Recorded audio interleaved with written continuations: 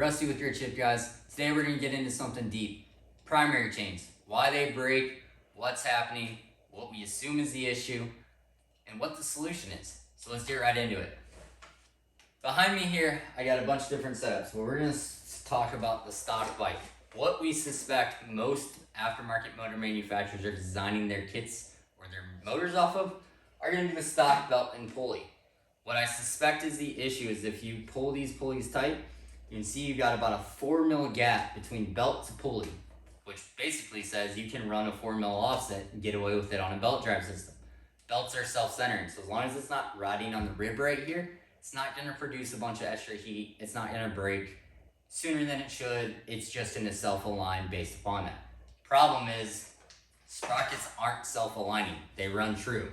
If you change that offset, you're going to start causing some damage, especially in a chain run that's only this long. This is probably less than 6 inches front to rear, whereas your rear swing arm is about 24 inches. So, in the primary chains, it's way more critical to make sure your sprockets are in line with each other. What we see happening on some of the 520 chain kits are people are eating through some of the sprockets. Specifically, this one is an aluminum sprocket, and you can see it wore about a quarter of the way through it, about 3.5 mils. So this showed me that there was an offset alignment issue.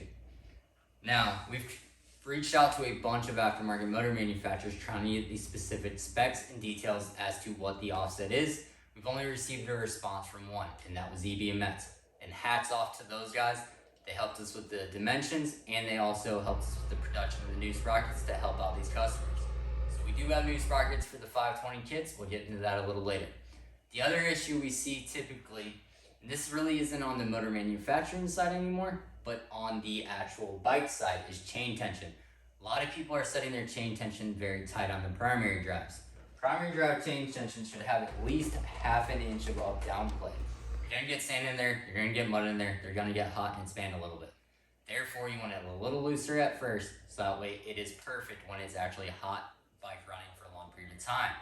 There also is no really side flats through this. You know, on the rear wheels, we got to worry about chains popping off if they're too loose.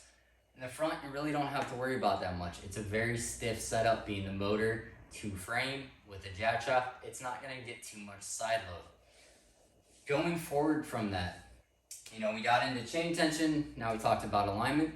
If you are on an aftermarket motor and you are seeing your chain break, this is where it gets interesting. You may actually have an alignment issue.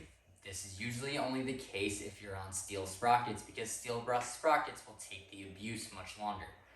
If you're side loading that chain, you're putting the heat somewhere. If the heat's not going into the sprocket, or the sprocket's taking that heat, it's going to the chain.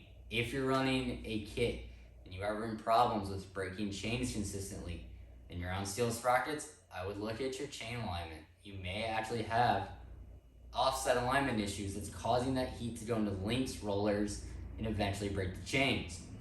Now, moving forward to that, I want to show you guys some examples of basically what we saw on our bikes. This is a 520 chain kit from an EVMS AD1 motor. After we re-shimmed it for correct alignment, virtually nowhere. Some minor scuffing of the hard coat, and some oil on there that I could wipe away, but minor scuffing of the hard coat is really the only damage we saw. When it wasn't aligned, we saw half the sprocket eat away. So alignment is very important on primary chains. On the 420 kits, we have not seen very many issues at all. This has been ran on a 50 kilowatt bike, which is our drag bike, doing hard launches on prep surfaces. Other than some scuffs, we would still run this thing. Not an issue at all.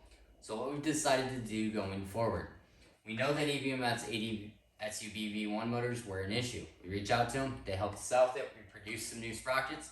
Here's where we're at. Sprockets for the SUV80, if you purchased a heavy hitter kit, you're going to receive one new front sprocket with the counter-cut front space. That should be pointing outwards always, so pointing towards you as you're installing it on the bike.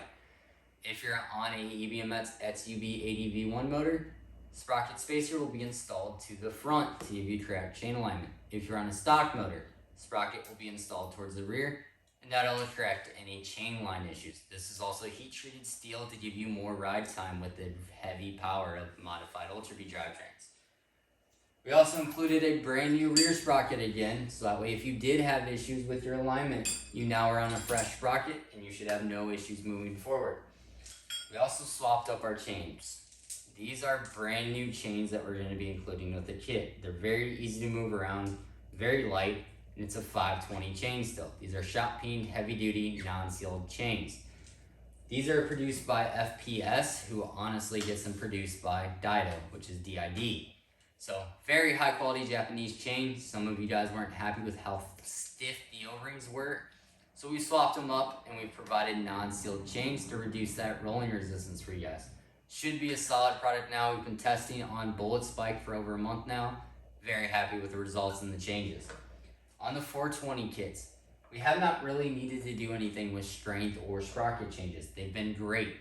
This bike and motor right here that I'm about to show you have had the worst day of its life roughly 2 weeks ago. I threw the rear chain, I bent the swing arm from landing something too big, threw the rear chain, locked up the chain in the jack shaft, bent the jack shaft bolt, and then unfortunately the motor was the biggest devastation. From the simple outside it looks relatively okay, but unfortunately that motor mount's gone and this motor mount's gone. So both of my motor mounts said, no, we're done today. The rear case is cracked through from where that chain threw, wrapped up in the case and got stuck on the jack shaft. The fortunate news is my primary sprocket still looks almost brand new, so I could still run that for another day with no issues. So it shows you kind of what forces these aluminums will take when chain tension is set appropriately and the destruction around it that you kind of have to see to break them, which we still haven't done yet. Going forward from there, 420 kits also, if you purchase from us, I've received a new FPS chain. Some of you guys also said, hey, it's a little stiff, so we sent everybody brand new non-sealed chains, heavy duties from Japan origin, so very good quality. If you guys are running a Soshin motor on an Ultra B, this is where it gets interesting. We've installed one on our bikes. You do have to shim that motor to correct alignment. It's very close, but not all the way. So depending on your frame, we have seen quite a difference in frame tolerances on Ultra B, where the motor may sit left, right a little bit. Check your alignment on the primary chain. Very critical to get the most light out of it and also decrease the sound. An offset chain is very loud. An inline chain is much, much quieter. So if you guys have any questions about anything we've covered today as far as chain tension, alignment, sprockets, pulleys, chains, any questions at all, please reach out to us. We'll be happy to answer it. Right on, guys. Stay safe.